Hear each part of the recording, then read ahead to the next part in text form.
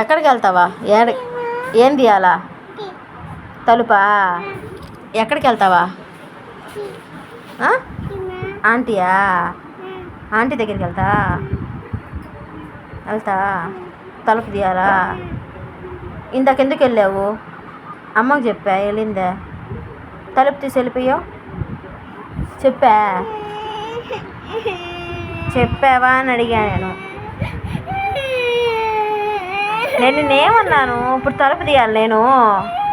Aunty దగ్గరికి వెళ్తావా? బుడ్డి దగ్గరికి అన్నం తినేసి వెళ్దాం.